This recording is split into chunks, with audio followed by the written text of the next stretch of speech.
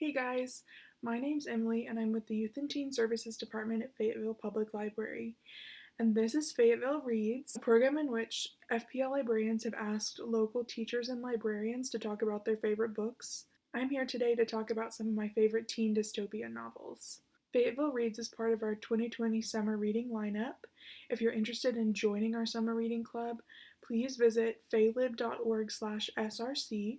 And if you want to see a full calendar of our future events, please visit faylib.org/calendar. In this video, I wanted to talk about some of my favorite dystopian reads from when I was in high school, but I couldn't really narrow it down, so I'm gonna count down from my top 5. First, we have Feed by M.T. Anderson.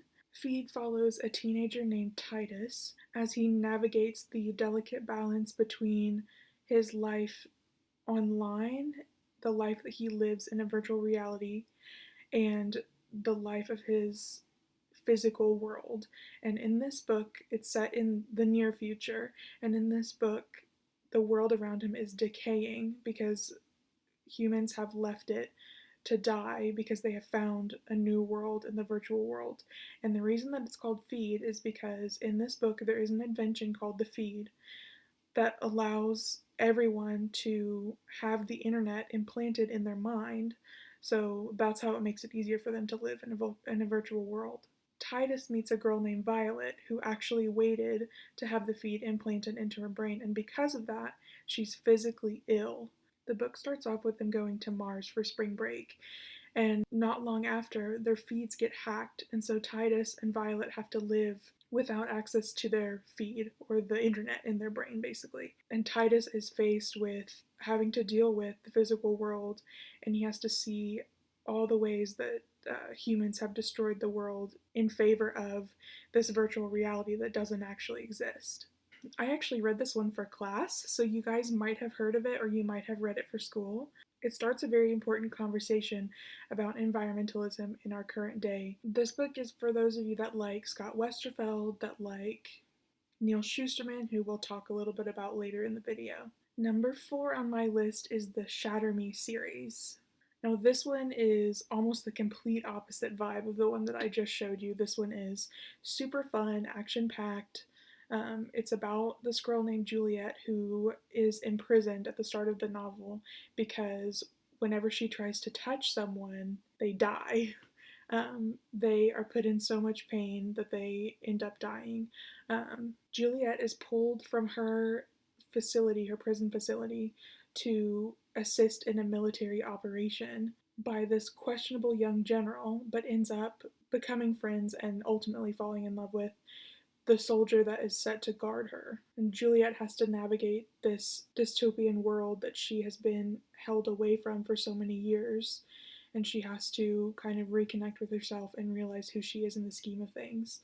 And this series is 6 books. It has a lot to do with mutations and superpowers. The author of this book, TAHEREH, is actually one of my favorite authors of all time. She has a very unique writing style. If you liked The Hunger Games, if you liked Divergent, this is definitely one that you'll love too.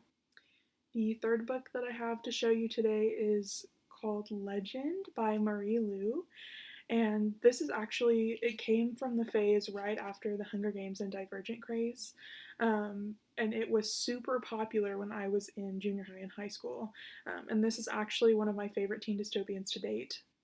It follows a 15-year-old criminal named Day who is accused of killing a higher-up official in the government, and then it's a split perspective. It also follows a 15-year-old named June, who is the younger sister of that higher-up that Day is accused of killing.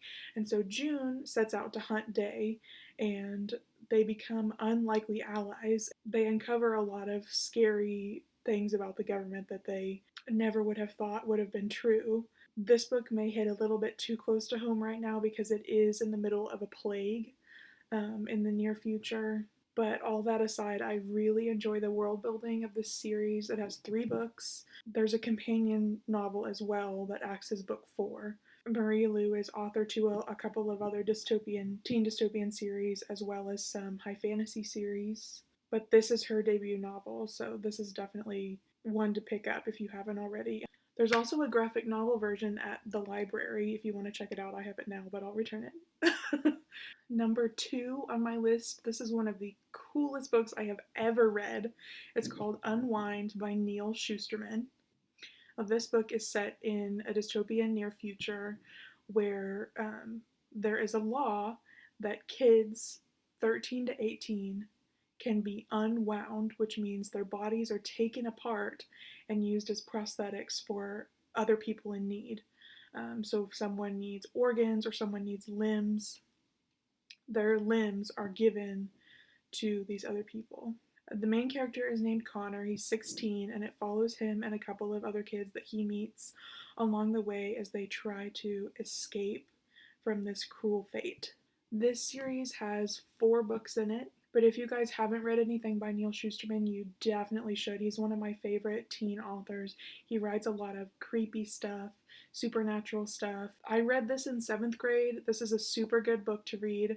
6th and over, that's what this book talk is about, but it's really popular for kids in middle school and junior high, but I still love reading it today. It's super creepy, but it gets you thinking, which is the key to any good dystopian, is that it gets you thinking about the world that you live in, and about the future and what it could be.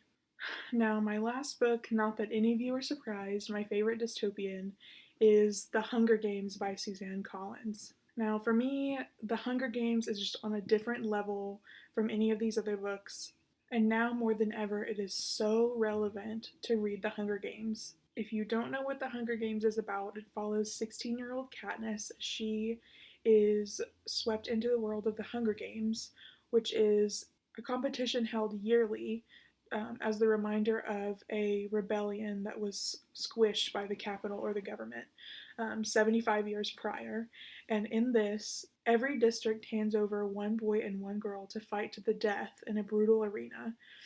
And Katniss ends up thrown into that arena. This trilogy addresses corrupt governments, police brutality, race relations, corrupt media, media portrayals of violence, all that good stuff. If you haven't read The Hunger Games, what are you waiting for? And just to piggyback off of that, the 4th book in The Hunger Games actually just came out at, I would argue, a really, really poignant time. This is actually a prequel to The Hunger Games, The Ballad of Songbirds and Snakes, and it follows the life of a teenaged President Snow, who you meet in The Hunger Games. He is the main antagonist. And one of our other librarians, Stacy, actually did a full book talk on this book.